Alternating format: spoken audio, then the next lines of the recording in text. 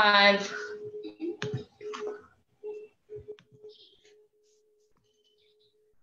So I think we're live. Can anyone check, or am I the only one? It says we are on. It says live. We're live. Okay. Hi. Perfect. Hello. Welcome to The Sweaty Truth, where we get real, talk about, real subjects, and dive right into it. I guess this week we thought we've had some issues come up with the three of us. I wouldn't say issues, but just different things around money mindset. So we thought it would be a good topic to kind of dive into. We're very fortunate because we have guest Steph with us today, and she has done a ton of work and is very inspirational about money mindset and things she's done around that. So it's pretty exciting. Yeah, I met Steph at a party years ago, and I immediately knew this girl absolutely has to be my friend because she's competitive yet loving and open. And my favorite thing about her, well, I can't see her, but my favorite thing about her is that she is a problem solver. And so, if it has to be doing with rebuilding her floors or tiling her floors, she will figure it out and do it herself. When it comes to money, she will figure it out and do it herself. And she sets ridiculous, wild goals and goes out and accomplishes them. So I am inspired by her every day, and I'm so blessed that she is one of my closest friends and is here with us today.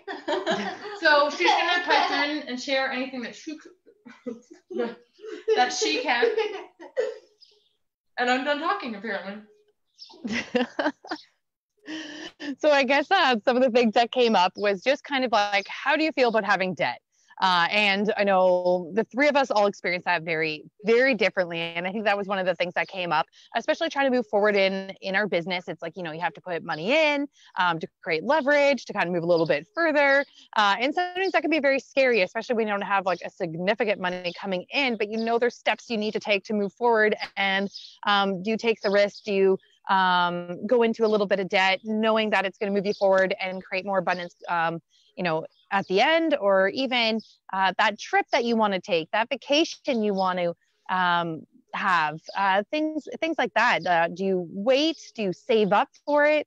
Do you pay with credit card? Do you go in a little debt, pay it off after? So this is kind of one of the conversations that we had. And I know Leslie has been very fortunate and has not experienced debt. And so when we were going into a little bit of, debt with our business, trying to move forward, it was a very scary place for Leslie to be in. And for me, I've been in and out of debt since first year university, just paying for that on my own. And, line of credits right after school, paying it off, but then, life events. And so it's been kind of a roller coaster. And of course, if you own a house, there's debt, but there's assets with it too. So one of the questions we were curious about is how do you feel about debt? So Leslie terrifies her, has been told that debt is terrible, never be in debt, not even a little bit. And me, I have a little bit more flexibility in that because I know money kind of ebbs and flows, and sometimes it's, a little bit less, but then it comes in, and I'm kind of comfortable with the waves of it.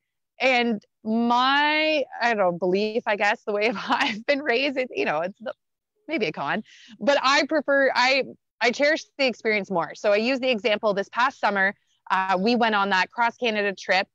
We did not save up for it, did not have money for it, but we knew we had the time. And sometimes the time is the hardest thing to get.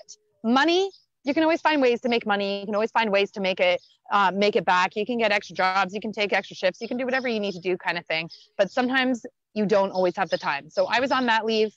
My husband's a teacher, and we thought, we have 8 weeks. We have this time. Let's take advantage of it and use it. So we drove across Canada, came back, quite a bit of debt, and then we paid it all off in the fall.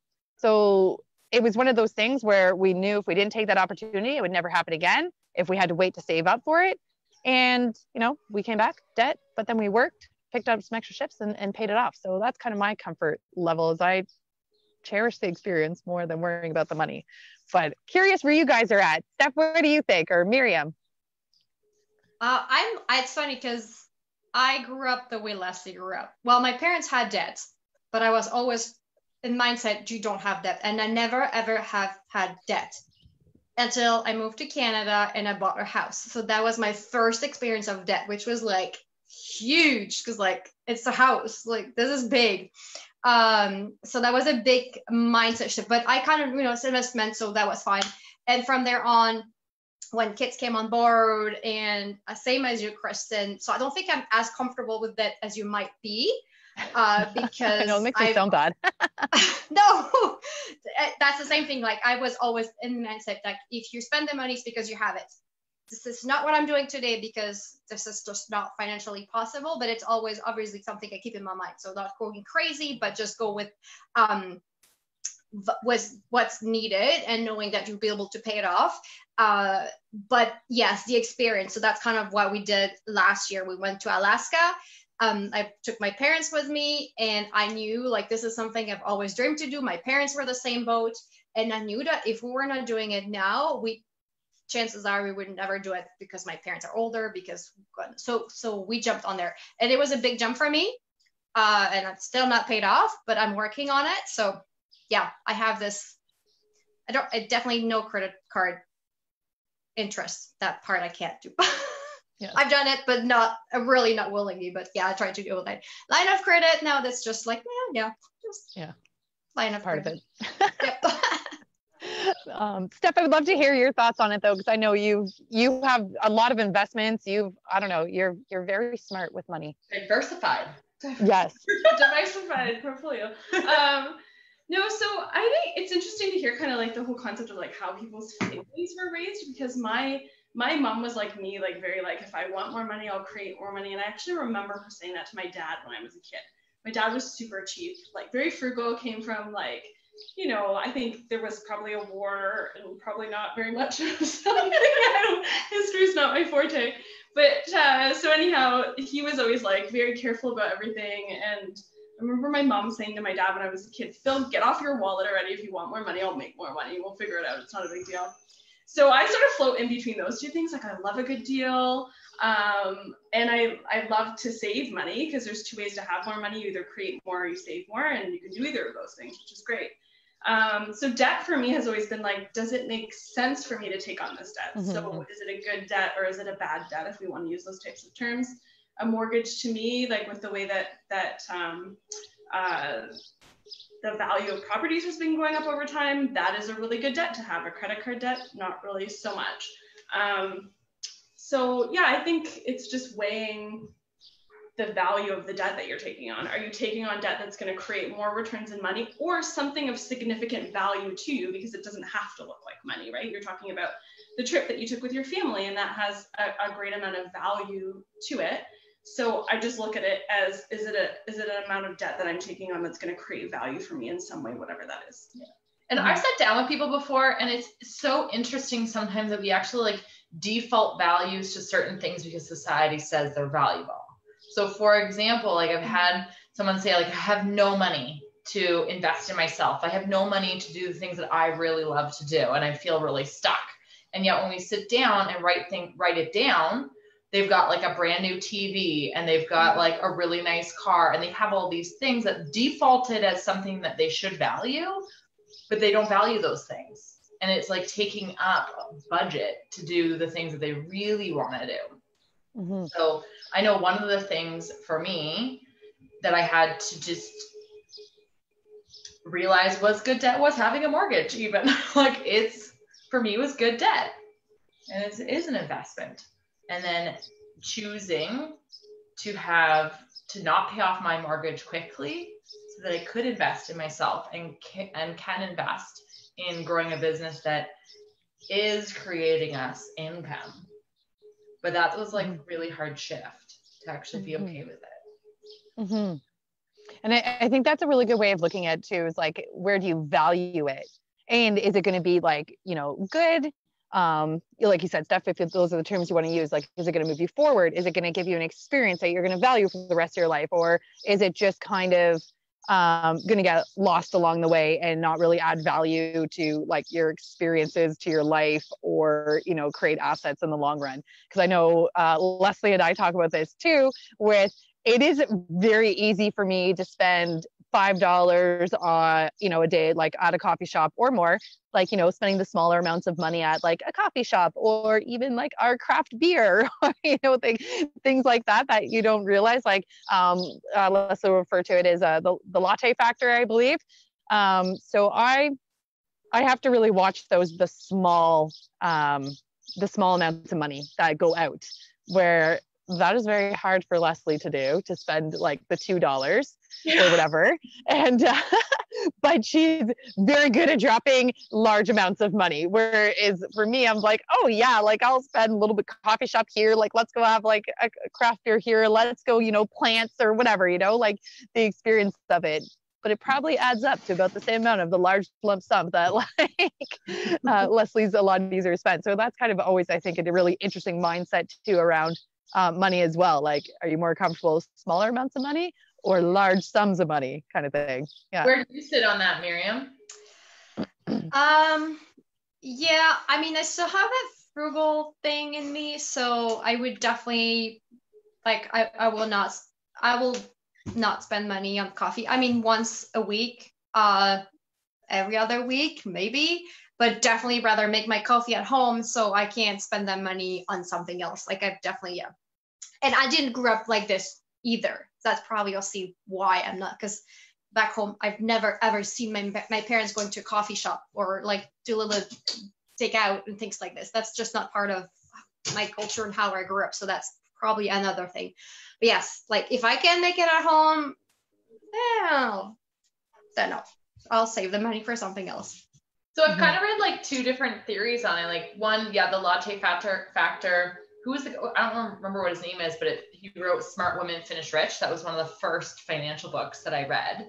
And like, yeah, how all that small amount accumulates to a massive amount at the end of the year, and you can actually use it to do something you really want to do. However, then there's equally the observation of financially wealthy people buy themselves a latte. So I kind of feel like I have worked on and continue to work on like relaxing more on those things. Because again, like I will stand and be like, I kind of want this drink, but I can't spend money on the drink. Like it actually feels like I can't breathe. Like I don't want to spend money like on that drink. But that being said, that relationship with money is not healthy. Mm-hmm. The relationship I want is like more like yours, Kristen, where it's like more fluid, where like it comes and it goes, but equally being savvy to know that I can create more, like what you said. So I'd like to have both. Yeah, I know it's tough finding the balance, because I know it's funny, like listening to this back, it's like, wow, I sound very reckless. No. But I'm not out buying coffee like every day. Let's like say that, because I definitely have found the value in like how to save money. And I think I made a comment to Leslie that 8 years I've been at the hospital, I think I forgot my lunch once and I had to buy food from the cafeteria. So like those are like ways like where you value, because I know people can spend a lot of money on like lunches every day, but there's no way. Like I will always make my lunch and always bring snacks with me, and always bring stuff for the boys, like always do that. Make coffee at home, Miriam. Going into work tonight, I'm going to make my coffee and bring it with me to have later. So there's definitely a lot of ways to save money, but I think it is having that nice, like, because I found when we were trying to save to pay off our trip, we were very restricted on the things we were spending our money on, the things we were doing, which eventually, like that restriction of like feeling like you don't have anything and can't do anything, I don't know, it's almost kind of like binge eating, because then after a while it's like we were so restricted for so long, and then we finally like got out of that debt and had some extra money, and it was like, like, it was like, now we can go back to coffee shops, now we can do this, and then it was like, okay, now reel it back in.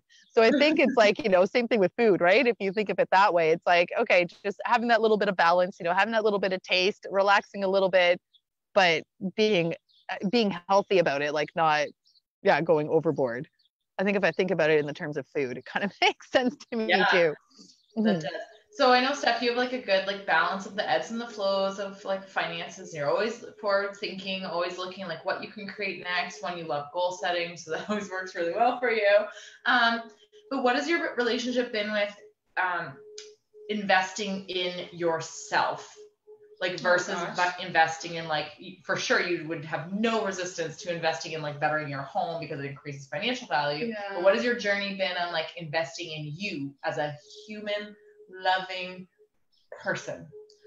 I'm like right now have like the butterflies in my stomach, like kind of feel like I'm gonna puke a little when you bring it up, because it's just like, it was a really, really hard thing for me to do in the beginning. So I got asked like, oh gosh, I don't know, a couple years ago about going to this course. And I remember like everything in life, what I would do is kind of write down like, okay, well, how much does it cost? You know, what's my return on investment?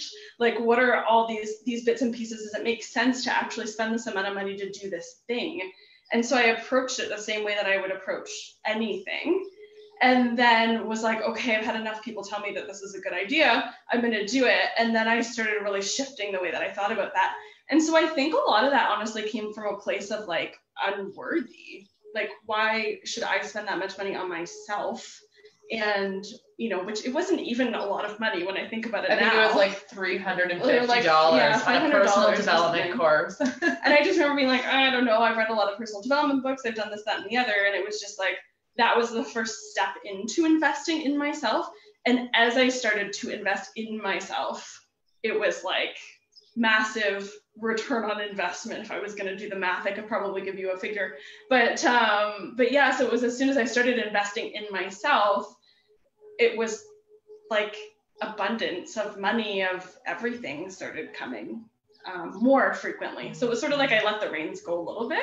So I became a little bit more like Kristen, let it go from this tight thing to this kind of let it go a little bit and loosen the reins. And then it just, I don't know, it felt like spending the money and investing in myself just pushed me forward to the next level. Yeah, and that's one of the things like we don't talk directly about it, but in the Embrace You free mini training that we did a couple weeks ago, it's like when you're really clear, the clearer you can get on you, the more outward you can become, the more abundant, the more available things are to you when you actually focus on you and like what you want, and then it actually shows up for you like in the world and then it shows up as choices. But when we like stifle ourselves and we stay really tight, then our choices are tight and we feel limited. And often when we're in that kind of like chokehold, we don't even know that we're there. Mm-hmm. And it takes a friend or someone reaching out to say, hey, like, can you know, are you ready to look at this differently? And it's hard, like it makes you feel like you're going to throw up, right? Because it's a shift. So Miriam, have you had any like, you know, shifts in finances and especially when it comes to investing in you? Oh my goodness. Yes. I would, first I would put my children before me. And that was including the self-care. Like my daughter had eczema and I would do anything natural possible to get her out of there. I would pay, like, I would not care any amount of money as long as it was, well, the value that I felt was important and would be improving her life. But doing that for me was a no, because I needed to do it for them first. And the course that Steph is referring to probably was the first big shift for myself as well. Like it was like, no, I cannot put that amount of money myself. And then I did it, and it was definitely a really good investment. And I've since then, it kind of goes alongside with my investment into Sweaty Moms, like in the personal level. And I've done investment for myself and for things that I would have, never dreamed of doing before. So definitely a big shift for sure. Mm-hmm. There's still some work to do. There's definitely some room for improvement, but I have certainly learned that if we're not investing in ourselves, we're not really good for others. So one of the important things I think it is to like highlight in what you're saying is you're kind of backdooring it and be like, well, I'm not really there yet. Like you're almost like skirting around the fact, but like the truth is that like when we invest in ourselves, our growth is infinite. So Steph and I have been talking about the infinite game versus the finite game. And the finite game is saying like you set a goal and you're going to arrive. There's a destination and then there's a place and you're going to get there. But like life as a busy mom is not a destination. It is an infinite game and is continually going, and we're continually growing and we're continually expanding. And sometimes it might feel like we've moved backwards, but all it is we're learning a new lesson to like shift forwards. We're always moving forwards. And when we can again, release the guilt and just look at like today, who am I today? What is my experience today? What is my financial reality today? And then make choices based on today and not pile on the, oh, should have done this, would have done this, could have done this, would have looked better if I did this. Now, that all being said, I'm giving myself advice right now. Yes. Right. Yeah, absolutely. I think that's usually when we kind of come on and talk about these things. It's like giving ourselves the advice, you know, you kind of like say it out loud because it's like what you yourself need to hear for sure. But that's how women connect, right? Like how many of our creating clarity calls have we connected with women, and what happens on our calls is as we are talking and as the mom that we're connecting with is sharing, her own inner wisdom comes out. And let's face it, we don't get that with our husbands. It's not the same connection. So, you know, with that being said, like if you're listening and you're like, you know that you should put yourself first, you should choose yourself to be valuable, you should invest in you, and you're feeling stuck and the guilt piles on and all that stuff, reach out because we're here for you. You can type in money mindset and we'll know to connect with you. And, you know, we can offer a free creating clarity call where you can get really clear on what you want and how you can move forward so that you're in growth mode and the expansive mode instead of that like stifling feeling of feeling really stuck. It's not fun to be there. No. No. That was just making me think of like the discussion, the three of us, when we came together last year when Miriam officially joined us, and the financial leap we made then, and just like like the tears that were had. Can we do this? Where is it going to come from? What are we going to do? The conversations we had to have with our partners, with each other. And looking back now, I was like, I think we more than paid it off. We did. Yes. Yeah. With making that investment, figuring out where that money was going to come from. I think some was like credit cards, savings, RSPs, I don't know, like conversations, like different places, but it helped us. Like by doing that, we created our program, which we never would have done without that step. And we have since more than paid it off. Yeah.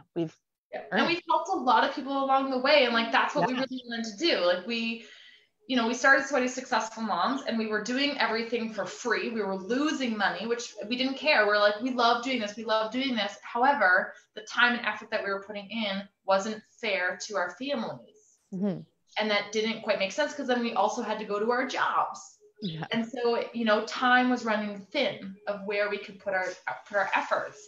And yeah, when we learned, about a way that we could actually like invest in some business coaching and actually grow our business, I wanted to vomit because it was like, and I cried a lot. Like Miriam was like, I don't know what you need right now, Leslie, because I couldn't stop crying. And I'm usually the like, we can do this, guys, come on, let's go. And I'm like full on tears. And it was scary, but sometimes it's, again, that came to, did we really value ourselves to go like, we can actually do this? It wasn't even about the money, because again, money comes and goes. It was to say that, yes, we deserve this. And yes, we have a purpose. And yes, we can actually go out in the world and help busy moms. And we had to believe in ourselves to say yes, which was a big leap of faith. It was. Yeah, absolutely. That was definitely like the scary part in it too. It's like, are we actually going to do this? Is this going to be for real? Are we going to make this shift from a passion project to an actual like passion business? And it's been actually awesome. Like this conversation is just making me reflect, and I wasn't thinking about it before we started talking, but we kind of like keep looking forward. And that's the same thing I think with money too. You keep looking forward of where you want to be, that you almost forget about all the steps and everything and the journey and in between, and the impact we've had, the conversations we've had, the connections we've made with so many women. And I don't know, that's been pretty priceless alone this past year, this journey. So It's been pretty amazing when we actually said yes to ourselves and yes to this business and yes to Sweaty Successful Moms and all of it. Yeah. And I'd say that's like a good return on investment, because it's helped us grow as our own individuals. It helped us to connect with more women, which is what lights our fire and brings us passion. And it's helped us create income. Like, that's a pretty good return. Yeah. Those are all good win-wins. Yeah. Do you have anything to share, Steph? I'm just taking it all in. I don't know. I think it was interesting when I was reflecting on when you were saying that, and like the emotional reaction you had to making that is like, for me, it's the whole worthiness thing again, right? Like, am I worth investing this much money in? Am I worth creating this leap? Is this really something that people want? And that being able to push through that is, how cool is that for your muscle memory for the next time you get to push through something like that? So it's this whole leveling up thing. Yeah, it's like, how you treat like a small amount of money is how you'll treat a larger amount of money. So I think the same is for emotions. Like, if you can give yourself space in the moment to make the leap, you're building that muscle. And then when there's a bigger leap, you're training. We're training for big leaps. Yeah. We're training for big leaps. I like that. Absolutely. Program, training for big leaps. The leaps are what you want. So they're super exciting. Yeah. I don't know if there was any, I should have brought my computer out and seen if there was a way to check comments. I don't know if there's anything there that we should comment on before we say goodbye to everyone. But yeah, if you want a creating clarity call to see where you're at, where you want to be, what's getting in the way. If you want to talk about money mindset, if you want maybe like even a call for kind of conversion in your business or anything like that, if there's any way that we can support or guide you along the way, share some tips or insights, please write down money mindset, and we'd love to get in touch with you. Yeah. So like, if you're ready to take a little jump for you, if you're ready to actually value yourself as much as you value your home and your car and your job, how much time you spend on your job? If you're really ready, please type in, what was the word again? I forget. Money mindset. It's all got mixed into emotions with me now. Miriam, do you have anything to say before we? I was gonna say, type in money mindset and watch out for some really cool event coming up to invest money in you. Yeah, speaking of investing in you, June 28th. Yeah, June 28th, we're doing an Embrace You event. That's our connecting to your inner community. So your heart, aligning with yourself, aligning with your voice, aligning with your values, and really connecting to that and listening to it and stopping the comparison game. So we're going to run a mini retreat based around that, June 28th from 10 to 2. So again, like reach out, Money Mindset, if you want more details about our Embrace You event happening June 28th. It's going to be outdoors. There's going to be delicious food. It's going to be high vibrational, bright colors, really nourishing, some yoga, some meditation, journaling activities, outdoor time, and it's going to be quite magical. And we can only accept 7 people because that, the 10 total thing. Yeah. We're super limited. So if you are interested in that, like, make sure to let us know, because it's going to sell out probably in less than 24 hours when we post it. So yes, you get it. Need to be the first 7 to respond. So it's gonna be really exciting. We're so excited to start connecting with women again in person. We miss it. Yeah. And thanks to Steph for joining and sharing a little bit of her journey. Super valuable. You'll always hear messages through me that come from Steph, because she's one of my people where I find some inner wisdom. And if you want to be on the show again, there's another opportunity there to have more conversation. Yes. And we kind of always been trying to leave on a question of homework. So I'd be curious if you were to look at the amount of money you spend on your home, your car, and things versus your health. So even your food. Do you budget your food? Like, where do you make cutbacks? Do you budget, on support, care for yourself, and or like we had just discussed, like not investing like personally in yourself too. But I'm always curious about food, because I feel that's like the first place people are like, how can I spend less on food? And that like nourishes like your entire being and who you are. So that's your homework. Yeah. Where are you valuing your money? Yes. Yeah. So thank you, Sweaty. This is the Sweaty Truth, and we are Sweaty Successful Moms, and our mission is to grow a community that believes in raising leaders who are wholeheartedly connected to the earth. And we believe that when you live with your peace and your purpose, you will automatically teach your children to lead with their hearts, and that is what's going to change the planet. So it begins with you, the busy mom. All right. Bye. See you next time. Bye. Bye.